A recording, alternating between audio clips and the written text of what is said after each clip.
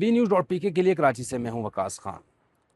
BRT yellow line मंसूबा ताख़ीर का शिकार है और हाल ही में हमने देखा कि उसके हवाले से एक साबिक प्रोजेक्ट डायरेक्टर को सूबाई एंटी करप्शन फोर्स ने हिरासत में लिया और इस वक्त वो ज़ेर हिरासत है, अदालतों में पेश किया जा रहा है। ये बात अलग है कि वो बार बार इस बात पर इसरार कर रहे हैं कि उनके खिलाफ लगने वाले चार्जेस बेबुनियाद हैं। दूसरी जानिब वो कहते हैं कि उन्होंने अगर फंड्स दिए हैं तो वो उसी प्रोजेक्ट के लिए दिए हैं जो चल रहा था और ये हमारे काम का हिस्सा है, उन्होंने कोई गलत काम में इस्तेमाल नहीं किया। ताहम इस हवाले से चेयरमैन नेब की जानिब से DG नेब सिंध को ये हिदायत जारी की है कि आप इस हवाले से इंक्वायरी करें और तमाम पहलुओं का जायज़ा लेकर एक जामे रिपोर्ट जो है वो पेश करें।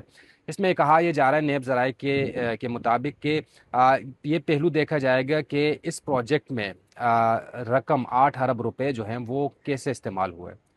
अगर जो दावा किया जा रहा है कि ये गैर कानूनी तरीके से जो कॉन्ट्रैक्टर्स हैं उनको दी गई है, क्या जिस मद में दी गई वो काम हुआ है या ताख़ीर का शिकार है। साथ ही ये भी देखा जाएगा कि रकम निकालने का तरीका क्या था, कानूनी था या गैर कानूनी था, और जो निकाली गई रकम है वो किस तरह निकाली गई। ताहम इस तमाम पहलुओं का जायज़ा लेने के बाद हो सकता है कि नेब जो है वो भी एक रेफरेंस दायर करे और नेब में जो नेब एहतसाब अदालत है उसमें अलग इंक्वायरी शुरू हो जाए, क्योंकि ये 8 अरब रुपए का मामला है। तो 8 अरब रुपए के हवाले से कहा यह जाता है कि ये जब रकम करोड़ों से निकल कर अरबों तक पहुंचती है तो ये मामला फिर नेब यानी एहतसाब अदालत में रेफरेंस की शक्ल में दाखिल होता है और तमाम पहलुओं का जायज़ा लेने के बाद उस पर जो है एहतसाब अदालत अपना फ़ैसला सुनाती है और एहतसाब अदालत में ही तमाम तर शवाहिद को इकट्ठा करने के बाद एक रेफरेंस पूरा तैयार किया जाता है।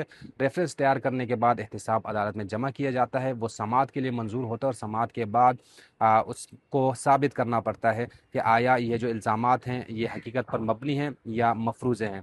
तो साबित होने के बाद फिर एहतसाब अदालत फिर फ़ैसला सुनाती है। अब देखना ये होगा कि इस रेफरेंस कब तक बनता है और ये जो साबिक प्रोजेक्ट डायरेक्टर हैं उनके साथ दीगर कौन कौन मुलव्विस पाया जाता है। और ये भी एक इस कहानी का अहम रुख है, अहम पहलू है।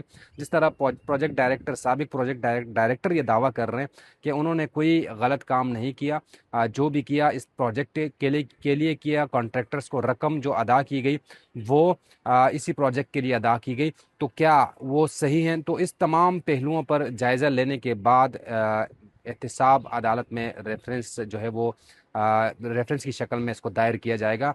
अब देखा यह जाएगा कि क्या ये वाहिद फ़र्द थे जो इस करप्शन में मुलव्विस थे या इनके साथ कोई और फ़र्द या अफराद भी मुलव्विस थे।